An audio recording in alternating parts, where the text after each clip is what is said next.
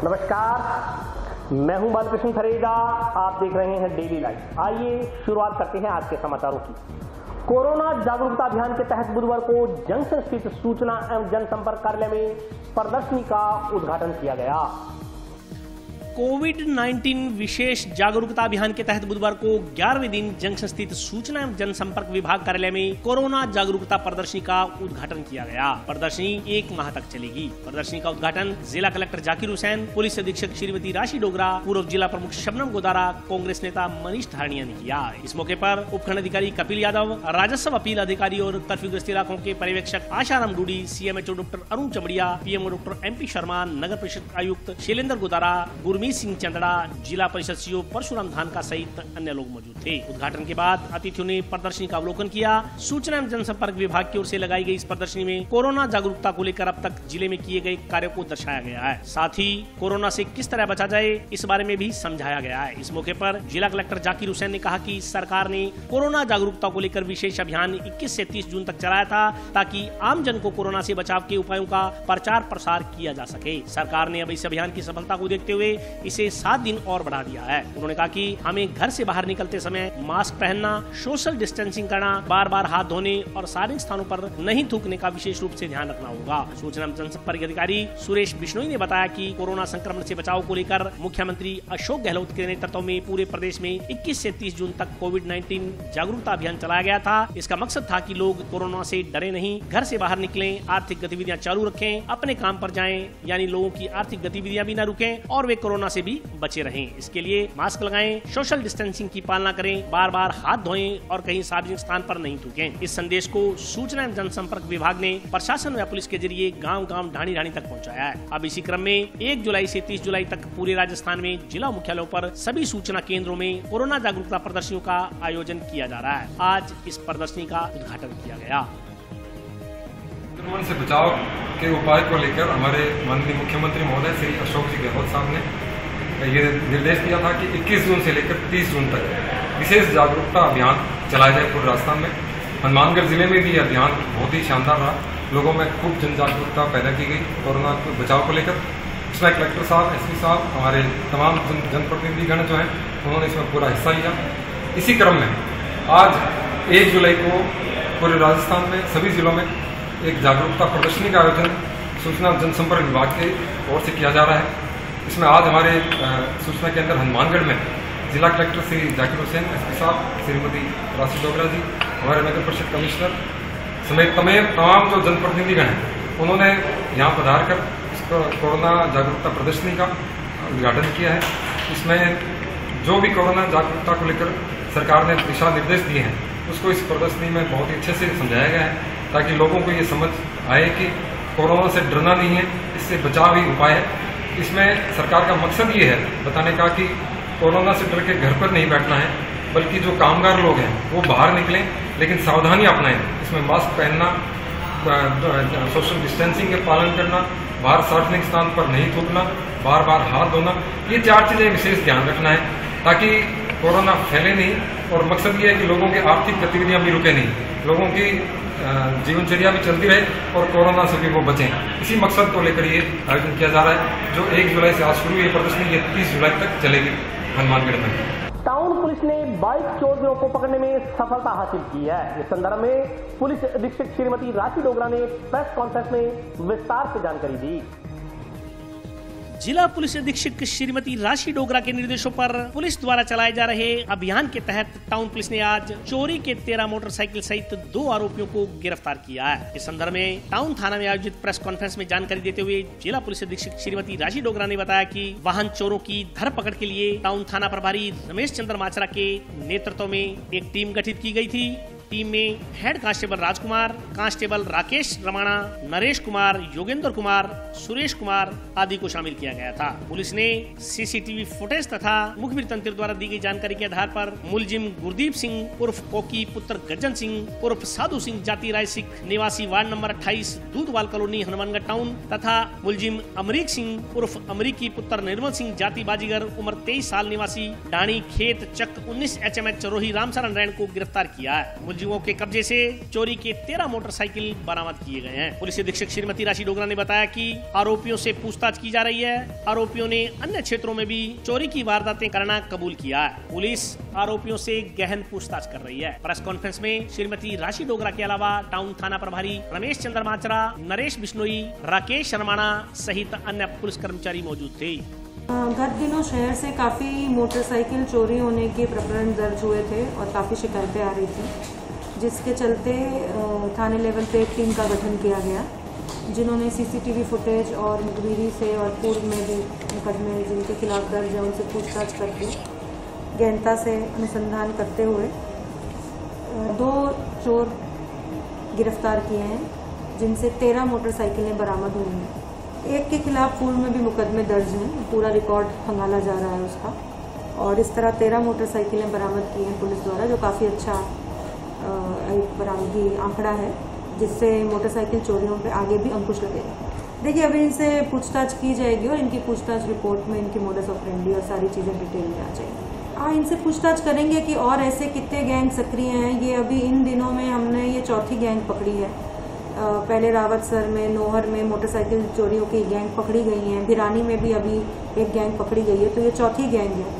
तो काफ़ी इससे आगे भी और जानकारी मिलेगी और अंकुश लगेगा इस तरह की वारदातों में। देखिए, उसमें प्रथम दृष्टया टैली किया जा रहा है कि जो व्यक्ति ने जो ये मुकदमा दर्ज करवाया है उसकी लोकेशन और CDR और हर एंगल से देख रहे हैं। ऐसा नहीं कि हम कह रहे हैं कि वो झूठ है, एक वो एंगल भी है कि वो भी जांच की जा रही है उस बात की भी, और भी सीसीटीवी फुटेज आसपास के खंगाले जा रहे हैं कि इस तरह की वारदात हुई तो वहाँ क्या अलामात मौजूद थे, और कोई सीसीटीवी फुटेज में इस तरह की गाड़ी दिखे जिससे आगे अनुसंधान बढ़े।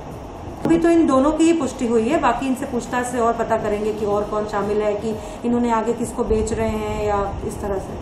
देखिए, पुलिस लगातार गश्त कर रही है और लॉकडाउन की वजह से क्योंकि काफ़ी थोड़ी बेरोजगारी बढ़ गई है और इस तरह की क्राइम पूरे देश में ही थोड़े चोरी और लूट के क्राइम ज़्यादा हो रहे हैं, पुलिस निरंतर गश्त कर रही है। जो और अभी आप देखेंगे कि आए दिनों में काफ़ी चोरी की वारदातें हमने खोली हुई हैं और आदतन चोर जो हैं उन पे नज़र रख रहे हैं कि वो उन पे निगरानी रखी जा रही है। अगर वो जेसी हैं तो उनको जैसे ही जमानत मिलती है तो फिर से उन पे नज़र रखी जाती है, और इस तरह हमने काफ़ी बड़ी चोरियाँ खोली थी।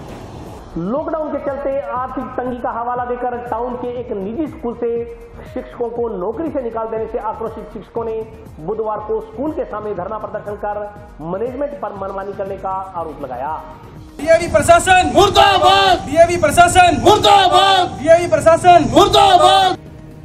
टाउन के एक निजी स्कूल ने 8 शिक्षकों को यह कहकर नौकरी से निकाल दिया कि लॉकडाउन के कारण आर्थिक परिस्थितियां ठीक न होने की वजह से वे उन्हें सैलरी देने में असक्षम हैं। इसको लेकर हटाए गए शिक्षकों में रोष फैल गया और उन्होंने विद्यालय के समक्ष धरना प्रदर्शन करते हुए विद्यालय प्रबंधन पर मनमानी करने का आरोप लगाया। मामला टाउन में टीबी रोड स्थित डीएवी विद्यालय से जुड़ा हुआ है। बुधवार को विद्यालय के समक्ष विरोध दर्ज करा रहे शिक्षकों का कहना था कि विद्यालय प्रबंधन ने उन्हें अचानक बिना कोई नोटिस दिए निकाल दिया। विद्यालय प्रबंधन ने कहा कि लॉकडाउन के कारण आर्थिक स्थिति ठीक नहीं है, वे सभी शिक्षकों को वेतन नहीं दे सकते, इसलिए वे कुछ शिक्षकों को नौकरी से निकाल रहे हैं और कुछ शिक्षकों को रखा जा रहा है। हटाए गए शिक्षकों का कहना था कि विद्यालय प्रबंधन ने खुद के नियम बना रखे हैं, कुछ शिक्षकों को स्थायी तो कुछ को अस्थायी तौर पर रखा जा रहा है। उन्होंने 6 साल से पूरी मेहनत के साथ विद्यालय में सेवाएं दी। उनका सवाल था कि उनकी सालों की मेहनत पर कोरोना भारी पड़ गया, जो हमें सैलरी देने से इनकार किया जा रहा है और नौकरी से निकाला जा रहा है। उन्होंने कहा कि विद्यालय प्रबंधन ने यह कहकर हटा दिया कि जब स्कूल खुलेंगे तो उनको दोबारा ज्वाइन करवा दिया जाएगा। डीए स्कूल में कार्यरत एक अध्यापिका का कहना था कि आज शिक्षकों की जॉब को लेकर दुर्दशा हो गई है। इस दुर्दशा को देखकर आने वाले भविष्य में कोई भी बच्चा शिक्षक नहीं बनना चाहेगा। हालात ये हैं कि जैसा मन में आता है शिक्षकों को उसी अनुरूप शोषित कर इस्तेमाल किया जा रहा है। जब उसकी जरूरत होती है इस्तेमाल कर लिया जाता है, जब जरूरत नहीं होती उसे चाय में से मक्खी की तरह निकाल कर बाहर फेंक दिया जाता है। शिक्षक का अपना कोई वजूद नहीं रह गया है। उन्होंने बताया कि उन्हें हिंदी टीचर के रूप में कक्षा 6, 7 व 8 के लिए नियुक्त किया गया था, लेकिन इसके बाद सेकंड कक्षा दे दी गई। इसके बाद कहा गया कि उन्हें कहीं और एडजस्ट कर दिया जाएगा। वहीं एक अध्यापक ने आरोप लगाया कि डीएवी स्कूल का प्रबंधन मौका परस्त है, बातें बहुत बड़ी बड़ी कर रहे हैं परंतु हकीकत में कुछ नहीं है। उन्होंने कहा कि शिक्षकों को बिना नोटिस दिए नौकरी से निकालना जहां नियमों के विरुद्ध है, वहीं यह मानवता के भी खिलाफ है। इस संदर्भ में अपना स्पष्टीकरण देते हुए विद्यालय की प्राचार्य पल्लवी अरोड़ा ने ने कहा कि सैलरी पूरे स्टाफ को मिली है। इनका कॉन्ट्रैक्ट पीरियड 16 मई को पूरा हो गया था। सैलरी न देने का आरोप झूठा है। उन्होंने कहा कि डीएवी मैनेजमेंट किसी भी प्रकार के निर्णय बहुत ही सोच समझ कर लेती है। 1 साल का कॉन्ट्रैक्ट होता है, इसके बाद दोबारा इंटरव्यू होते हैं, तब दोबारा नियुक्तियां की जाती हैं। इसलिए यह कहना कि टीचर्स को निकाल दिया गया है, यह सही नहीं है। उन्होंने कहा कि कोविड-19 के बाद हालात सामान्य होने पर इनको दोबारा ज्वाइन भी करवाया जा सकता है। इसके अलावा इन्हें नॉन टीचिंग में ज्वाइन करने का भी ऑफर दिया गया था। इस डीएवी जैसी पवित्र और महान संस्था के अंदर ये हमारा शिक्षक वर्ग है।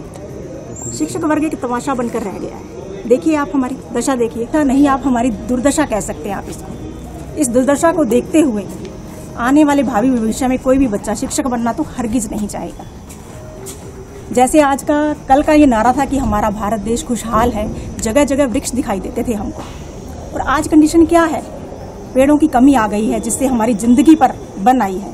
और आज कहा जाता है कि वृक्ष बचाओ और अपनी जिंदगी को बचाओ, लेकिन आने वाले टाइम में ऐसा देखने को मिलेगा शिक्षक बचाओ नहीं तो आने वाली नस्लें बर्बाद हो जाएंगी, नस्लें बर्बाद हो जाएंगी। कारण ये है कि शिक्षक को जैसे चाहे इस्तेमाल किया जा रहा है। जब उसकी जरूरत होती है उसका इस्तेमाल कर लेते हैं और जब मन में आता है मक्खी की तरह निकाल कर फेंक देते हैं।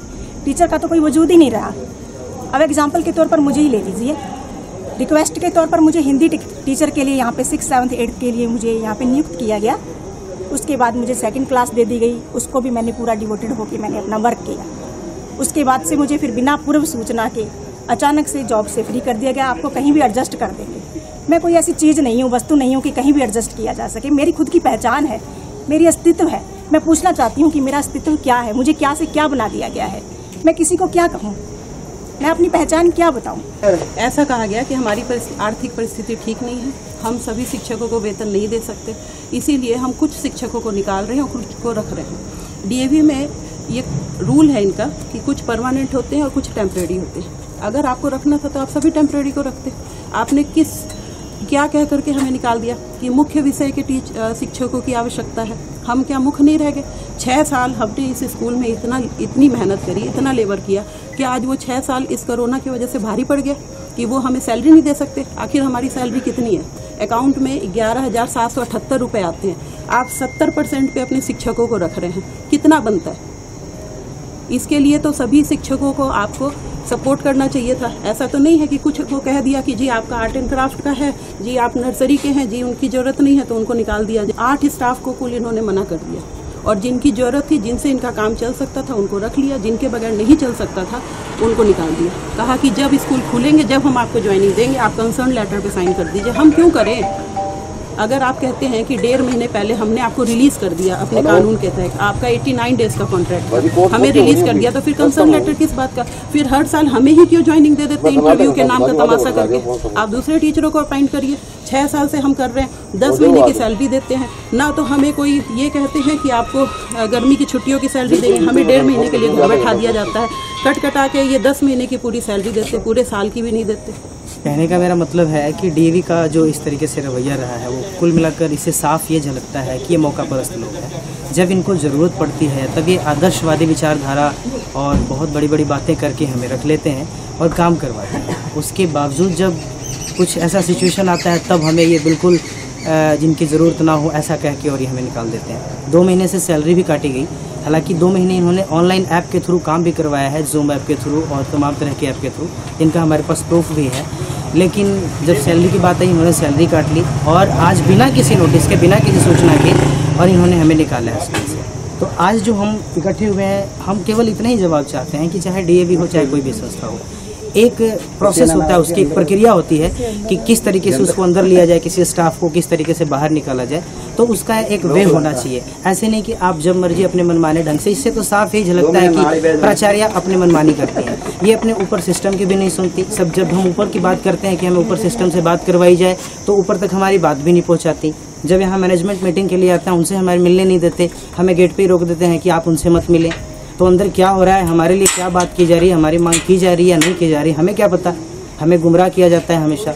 और जब मीटिंग खत्म होती है तो हमें कह दिया जाता है आपके लिए हमने की सैलरी की। आज हमें केवल जैसे कम्युनिकेशन के जरिए, ऑनलाइन फोन के जरिए, इन चीज़ों के माध्यम से हमें सूचना मिली। लिखित रूप से किसी प्रकार का हमारे पास कोई नोटिस नहीं है पूर्व कि आपको पर्टिकुलर इस वजह से निकाला गया है। तो हमने किसी को भी यहाँ पे ऐसे जो ये आरोप लगा रहे हैं वो जस्टिफाइड नहीं है।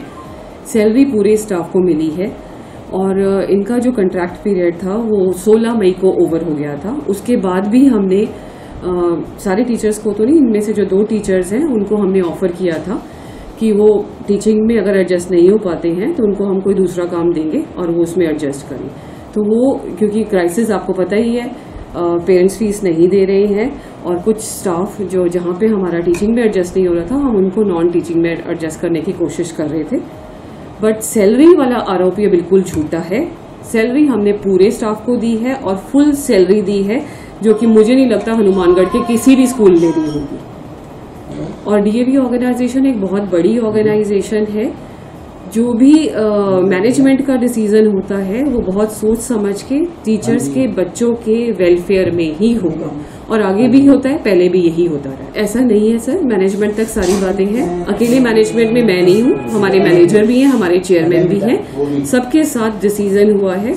और आपको पता है कि लेटेस्ट फाइनेंशियल क्रंच है और हमने किसी को भी रिमूव नहीं किया। जिन टीचर्स को ये भी बोला है उनको ये बोला था जैसे ही सिचुएशन नॉर्मल हो जाएगी अब दोबारा आप ज्वाइनिंग करें। वो इनका कॉन्ट्रैक्ट जो है वो 1 ईयर का ही होता है। डीएवी का यही रूल है, we go by rule only and 1 year का कॉन्ट्रैक्ट होता है। उसके बाद दोबारा इंटरव्यू होते हैं, उसको अपॉइंट करते हैं। इस बार इंटरव्यू नहीं हुए हैं तो जो अभी हमारे जो मैनेजमेंट का डिसीजन है वो ये बोल रहा है कि 89 डेज के कॉन्ट्रैक्ट पे आप रखें, वो भी उन एम्प्लॉयज को रखें जिनसे आप टीचिंग वर्क लेंगे। डॉक्टर्स डे के अवसर पर बुधवार को लॉयंस क्लब और डायमंड के सदस्यों ने जिला अस्पताल में डॉक्टर्स को गुलदस्ते देकर उनका अभिनंदन किया। लॉयंस क्लब डायमंड की ओर से डॉक्टर डे पर बुधवार को टाउन के राजकीय जिला चिकित्सालय में सम्मान समारोह का आयोजन किया गया। कार्यक्रम के मुख्य अतिथि region chairperson MGF Radheshyam Singla, PMO doctor MP Sharma, विशिष्ट अतिथि पूर्व रीजन चेयरमैन प्रदीप शेरेवाला थे। कार्यक्रम की अध्यक्षता क्लब अध्यक्ष कृष्ण कुमार जांगीड़ ने की। इस मौके पर अस्पताल के सभी चिकित्सकों को फूल भेंट कर अभिनंदन किया गया। क्लब अध्यक्ष कृष्ण जांगीड़ ने पीएमओ डॉक्टर एमपी शर्मा को पुष्प गुच्छ देकर तथा शुभकामना कार्ड देकर सम्मान किया। इस मौके पर क्लब सचिव विकास गोयल, कोषाध्यक्ष जसवंत गोयल, सिराजुद्दीन चोयल, दीपक आहूजा, विशाल ठक्कर, अमित चिराना, सोहनलाल सहित अन्य सदस्य मौजूद थे। आज डॉक्टर्स डे के उपलक्ष्य पे लायंस क्लब हनुमानगढ़ डायमंड द्वारा हमारे हनुमानगढ़ के जो कोरोना के सबसे बड़े बैरियर्स कह सकते हैं जो हमारे डॉक्टर्स हैं उनका आज हमने सम्मान किया है, क्योंकि इन्होंने अपनी जान की परवाह नहीं करते हुए कोरोना के जितने भी पेशेंट हैं उनका इलाज किया, उनको सही किया, उनके घर भेजा और आगे भी जितने पेशेंट आ रहे हैं उन सबका वो इलाज कर रहे हैं। इनके लिए मैं पूरे हनुमानगढ़ के सभी लोगों की तरफ से हमारे जितने भी डॉक्टर्स हैं उन सबको बहुत बहुत साधुवाद और बहुत बहुत धन्यवाद देता हूँ। आज डॉक्टर्स डे के ऊपर हमने महात्मा गांधी गवर्नमेंट हॉस्पिटल में सभी डॉक्टर्स को सम्मानित किया और उनको बहुत अच्छा लगा, क्योंकि इन डॉक्टर्स ने इस कोरोना के अंदर काफ़ी सारा मेहनत की है। इसके लिए इनको एप्रिसिएशन के लिए हमने आज इनको सम्मानित किया। राष्ट्रीय लोकतांत्रिक पार्टी के कार्यकर्ताओं ने बुधवार को विभिन्न मांगों को लेकर कलेक्ट्रेट के समक्ष प्रदर्शन कर मुख्यमंत्री के नाम का ज्ञापन उपखंड अधिकारी को सौंपा। पेट्रोल डीजल की बड़ी कीमतें वापस लो, लाइट बिल माफ करो, माफ करो, बिजली का बिल माफ करो, माफ करो। पेट्रोल डीजल के दाम कम करने, 6 माह के बिजली के बिल माफ करने व टिड्डियों से हुए फसलों के नुकसान का मुआवजा दिलाने की मांग को लेकर राष्ट्रीय लोकतांत्रिक पार्टी के कार्यकर्ताओं ने बुधवार को जिला कलेक्ट्रेट पर प्रदर्शन कर प्रधानमंत्री व मुख्यमंत्री के नाम का ज्ञापन उपखंड अधिकारी को सौंपा। प्रतिनिधिमंडल सदस्यों ने बताया कि देशवासी गत 4 माह से कोरोना महामारी से जूझ रहे हैं। आम जन को समझ नहीं आ रहा कि परिवार का पालन पोषण कैसे करे या घर पर रहकर कोरोना महामारी से परिवार को कैसे बचाएं। आम जन के सामने रोजी रोटी का संकट पैदा हो गया है। इस सूरत में आम जन पर 2 दोहरी बार पड़ रही है। एक तरफ तो बिजली कंपनियों की ओर से भारी भरकम बिजली के बिल थमाए जा रहे हैं, वहीं दूसरी तरफ केंद्र सरकार लगातार पेट्रोल डीजल के दामों में बेतहाशा बढ़ोतरी करती जा रही है। इसके चलते मध्यम वर्ग के समक्ष एक और महामारी जैसे हालात पैदा हो गए हैं। अंतर्राष्ट्रीय बाजार में क्रूड ऑयल के दामों में लगातार गिरावट होने के बावजूद देश में पेट्रो पदार्थों के दाम आसमान छू रहे हैं। कार्यकर्ताओं ने कहा कि वर्तमान में किसान पूरी तरह टूट चुका है, क्योंकि टिड्डियों ने फसलें चौपट कर दी हैं और ऐसा लग रहा है जैसे प्रकृति और सरकार मिलकर आमजन का शोषण करने में लगे हुए हैं। ज्ञापन में पेट्रोल व डीजल के बढ़ाए गए दामों को वापस करने, टिड्डियों से हुए नुकसान को राष्ट्रीय आपदा घोषित करते हुए जल्द से जल्द किसानों को मुआवजा देने, गत 6 माह के घरेलू व कृषि कनेक्शन के बिल माफ करने, आमजन व किसान वर्ग को राहत देने की मांग की गई है। ज्ञापन देने वालों में केवल काकड़, राहुल जाखड़, रोहतास सियाग, राकेश सिंह, संदीप सिंह, अमित ढाका, नरेंद्र बुडानिया, अभिषेक गोदारा, रवि गढ़वा, हरदीप सिंह, कार्तिक शर्मा सहित अन्य कार्यकर्ता मौजूद थे। आज राष्ट्रीय लोकतांत्रिक पार्टी के पदाधिकारियों ने, एक प्रतिनिधिमंडल ने माननीय जिला कलेक्टर महोदय के माध्यम से माननीय प्रधानमंत्री और माननीय मुख्यमंत्री जी को 2 अलग अलग ज्ञापन प्रेषित किए हैं, जिनके अंदर पिछले दिनों के अंदर जो बेतहाशा वृद्धि पेट्रोल और डीजल के दामों के अंदर आई है, जिसकी मार निश्चित रूप से आज प्रदेश के किसान वर्ग जो इस समय बुआई बिजाई का कार्य कर रहा है, उस पर निश्चित रूप से सबसे ज़्यादा पड़ी है। इस कोरोना काल के संकट को देखते हुए जो आमजन की परेशानियां आज खड़ी हुई है, उनको समझते हुए, उनकी परेशानियों को समझते हुए पेट्रोल और डीजल की इस वृद्धि को कम करने की, वापस लेने की मांग राष्ट्रीय लोकतांत्रिक पार्टी करती है और आमजन से ये विश्वास दिलाती है कि हम आपकी इस बात को संसद तक उठाएंगे और माननीय प्रधानमंत्री मोदी जी तक माननीय संसद अनुमान के माध्यम से भी पहुंचाने का पूरा प्रयास करेंगे। और इन्हीं सब मांगों के साथ हमने बिजली बिल के माफ़ी की मांग भी प्रदेश की सरकार से की है। बिजली बिल के अंदर पीछे प्रदेश के अंदर बहुत ज़्यादा वृद्धि करके औसत के आधार पर जो बिल दिए गए हैं वो बिल्कुल गलत और नाजायज़ है। जिनके फ्यूल चार्ज लगाकर जो बंद पड़ी फैक्ट्रियों के अंदर रुपए के बिल थमा दिए गए हैं, वो ही नहीं भरने वाले हैं। ये सरकार को हम चेताना चाहते हैं, बिजली बिलों को जल्द से जल्द माफ किया जाए और छात्रों की मांगों को लेकर आगामी दिनों के अंदर रणनीति बनाकर राष्ट्रीय लोकतांत्रिक युवा मोर्चा हनुमानगढ़ जिला कलेक्ट्रेट के माध्यम से पूरे प्रदेश के अंदर एक प्रदेशव्यापी आंदोलन छात्रों पर मोट की किराया माफी के लिए आंदोलन करेगी। और अभी वक्त ब्रेक का, हाजिर होता हूँ छोटे से ब्रेक के बाद।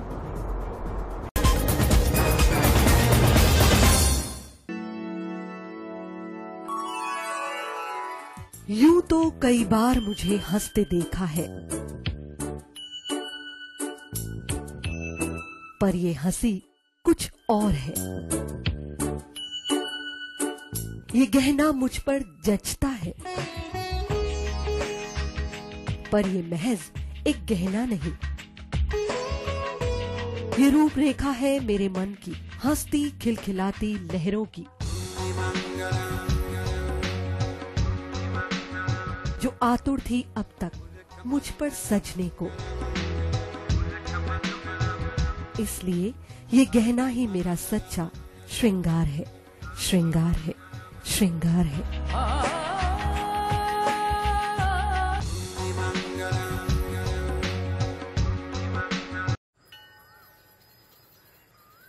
अरे बबलू, लॉकडाउन खुलते ही टहलने निकल पड़े।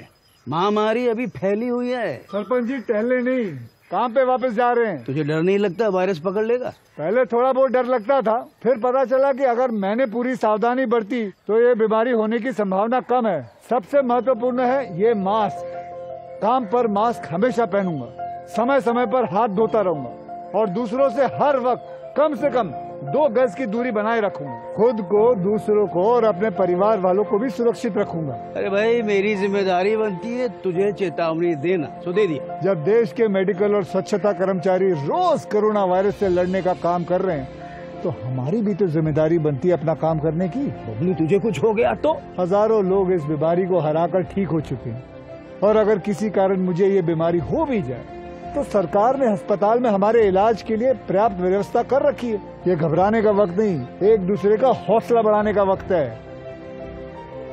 अरे ऐसे क्या देख रहा है? तू काम पे जाएगा, मैं नहीं जाऊंगा, नाक नहीं कट जाएगी मेरी। चलो मास्क। हाँ, मास्क मास्क। अरे नाक तो ढक लो। हाँ।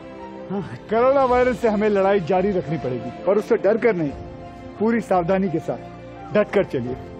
रुकी जिंदगी को आगे बढ़ाएं, देश को आत्मनिर्भर बनाएं। जय हिंद।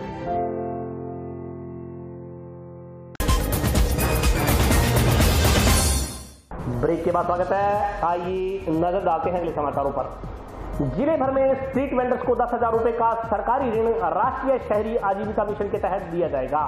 इस संदर्भ में NULM कर्मचारियों ने विस्तार से जानकारी दी।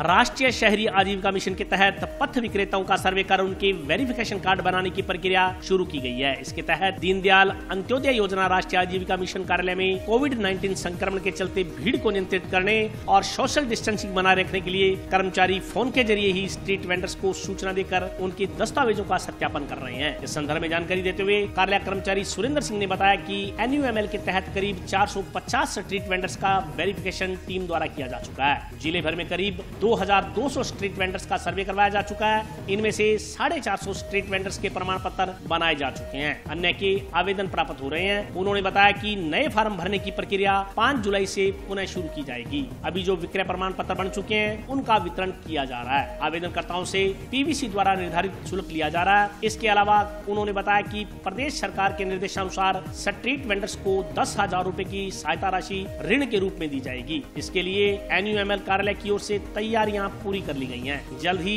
स्ट्रीट वेंडर्स इसके लिए आवेदन कर पाएंगे। उन्होंने बताया कि 10,000 रुपए का ऋण स्ट्रीट वेंडर्स को 1 वर्ष में चुकाना होगा, जिस पर न्यूनतम ब्याज की दर वसूली जाएगी। अभी NULM शाखा में स्ट्रीट वेंडर पथ विक्रेताओं के जो कार्ड है वो वितरण किए जा रहे हैं। कोविड-19 को देखते हुए और सोशल डिस्टेंस को देखते हुए हम लोग ज़्यादा गैदरिंग नहीं कर रहे हैं। इनको फ़ोन करके 10-15 लोग डेली का बुलाते हैं और उनके कार्ड और प्रमाण पत्र इनको वितरण कर रहे हैं। PVC के द्वारा जो निर्धारित शुल्क है वो इनसे ली जा रही है। इसके अलावा जो स्ट्रीट वेंडर पथ विक्रेता छूट गए हैं उनके फार्म हमने छपवा लिए हैं और लगभग 5 तारीख से हम दोबारा उनको भरना शुरू कर देंगे। जो भी स्ट्रीट वेंडर जिन्होंने पहले सर्वे में अपना नाम नहीं लिखवाया है वो नगर परिषद में यहाँ आकर जंक्शन में और टाउन में आकर अपना फार्म नया भर सकते हैं। गाइडलाइन हमारे पास में आ गई है और इसके फार्म वगैरह हमारे पास में आ गए। ये भी जो भी जितने भी स्ट्रीट वेंडर हैं उनके 10,000 के एक लोन के रूप में इनको राशि दी जाएगी और 1 साल के अंदर उस राशि को स्ट्रीट वेंडर के द्वारा कम ब्याज के ऊपर वापस जमा करवानी पड़ेगी। लगभग मानो हमने शुरू कर दिया। ये अगले 2-3 तारीख तक हम शुरू कर देंगे इसको, लोन की जो भरने की प्रक्रिया उसको शुरू कर देंगे। अब हमारे पास में लगभग 450 कंप्लीट है, मतलब वितरण करने वाले जो स्ट्रीट वेंडर हमारे पास में उनके आय पर वो विक्रय प्रमाण पत्र और उनके जो आई कार्ड है वो तो बन के तैयार है सबके सब, लेकिन जो वितरण करने वाले हैं जो तैयार है वो 450 के लगभग है। वो हम डेली 5-10 को लोगों को बुला के वितरण कर रहे हैं। पूरे जिलों में तो काफ़ी है, लेकिन यहाँ हनुमानगढ़ की अगर बात करते हैं अपने तो लगभग 2200 स्ट्रीट वेंडर है जिनका सर्वे हो चुका है और लगभग ये अनुमानित है कि 500 लोगों का नए स्ट्रीट वेंडर हो सकते हैं। उसके लिए हमने प्रक्रिया जो सारी तैयारी कर रखी है, फार्म तैयार है और अगली 5 तारीख से पहले भरने शुरू कर देंगे उसको। तो इन प्रक्रिया में भी वही है, सोशल डिस्टेंस को देखते हुए अभी हम गैदरिंग नहीं करेंगे।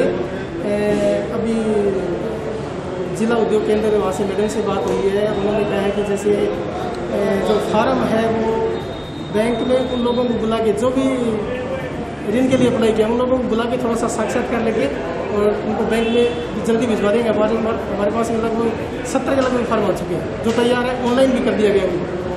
स्टेट बैंक ऑफ इंडिया की स्थानीय शाखाओं में बुधवार को बैंक का स्थापना दिवस मनाया गया। इस अवसर पर बैंक कर्मचारियों ने उपभोक्ताओं को चॉकलेट देकर स्थापना दिवस की शुभकामनाएं दी। देश के सबसे बड़े सरकारी bank state bank of India का स्थापना दिवस मनाया गया। स्थानीय शाखाओं में बैंक कर्मचारियों ने उपभोक्ताओं को चॉकलेट्स देकर स्थापना दिवस की शुभकामनाएं दी। स्थानीय SBI शाखा के प्रबंधक राजेश कुमार ने बताया कि 1 जुलाई 1955 को इंपीरियल बैंक का नाम बदलकर स्टेट बैंक ऑफ इंडिया रख दिया गया था। तब से हर साल 1 जुलाई को SBI की देश विदेश शाखाओं में बैंक का स्थापना दिवस मनाया जाता है। SBI देश का सबसे विश्वसनीय बैंक है। आजादी के बाद सन 1955 में रिजर्व बैंक ऑफ इंडिया ने इंपीरियल बैंक ऑफ इंडिया का अधिग्रहण किया। ये अधिग्रहण इंडिया एक्ट 1955 के तहत हुआ। इसके बाद बैंक का नाम स्टेट बैंक ऑफ इंडिया रखा गया। सबसे पहले तो ये SBI का 65वां स्थापना दिवस है। इसके तहत ग्राहकों में टॉफी का वितरण किया गया। चूंकि लॉकडाउन नहीं था इसलिए स्वीट्स का मंगवा करके वितरण नहीं किया जा सकता, तो ग्राहकों के बीच मुंह मीठा करने के लिए उस टॉफी का वितरण करवाया गया है। वैसे तो साफ सफाई ब्रांचों में प्रतिदिन होती है। आज स्पेशल ब्रांच में 7 सज्जा भी करवाया गया है। पिछली बार तो स्वीट्स के लिए किया गया था, लेकिन इस बार चूंकि लॉकडाउन है तो कोविड-19 के कारण यह एहतियात बरतते हुए ग्राहकों में टॉफी का वितरण करवाया गया, प्लस उनसे सोशल डिस्टेंसिंग पालन करने के लिए और भी कोविड-19 संबंधित जागरूकता अभियान के तहत उन लोग को जागरूक रहने के लिए समझाया गया। ये पहले इम्पेरियल बैंक था, फिर उसको 1 जुलाई 1955 में इसका नाम बदल करके स्टेट बैंक ऑफ इंडिया किया गया।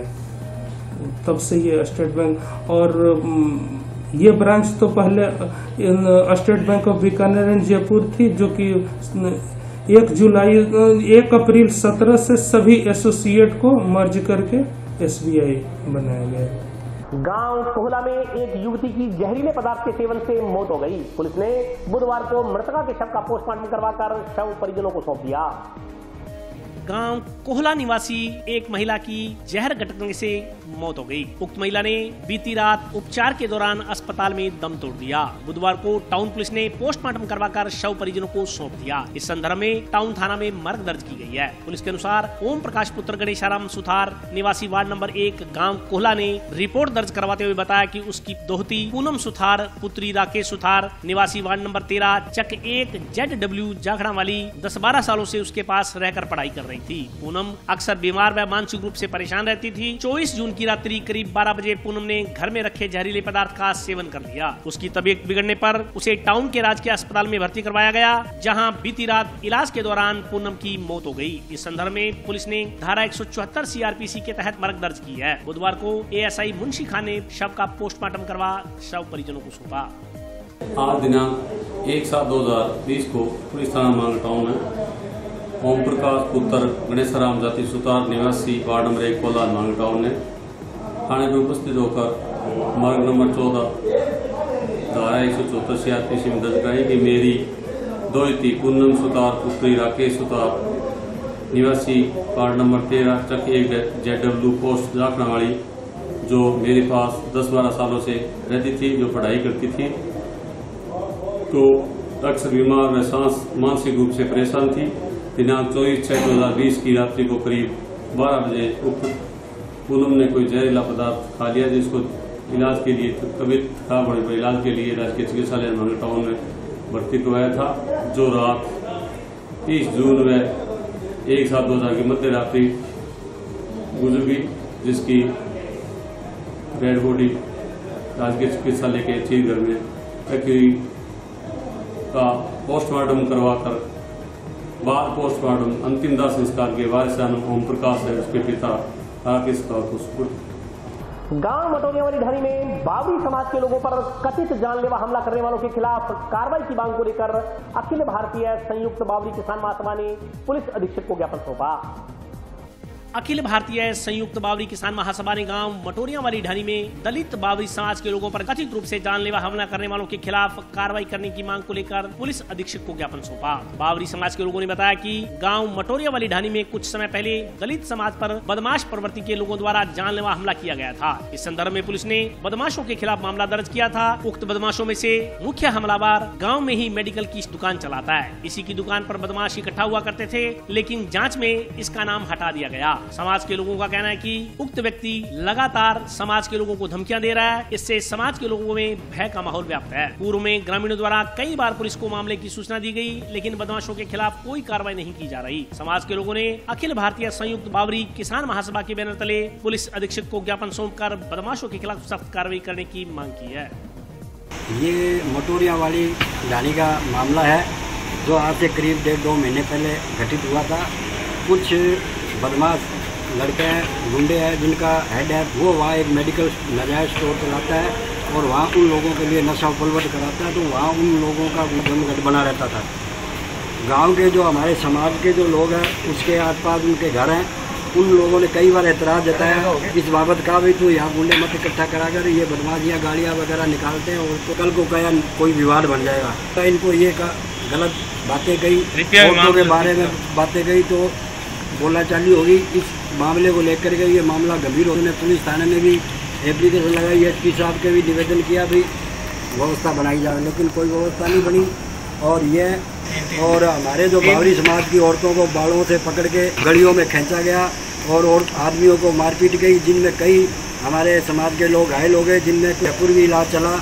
और जब हमने इस मामले को लेकर के एसपी ऑफिस के आगे धरना लगाया, एसपी महोदय ने आदेश करके मुकदमा दर्ज करवाया। उसके बाद में कुछ लोग गिरफ्तार किए, ठीक है।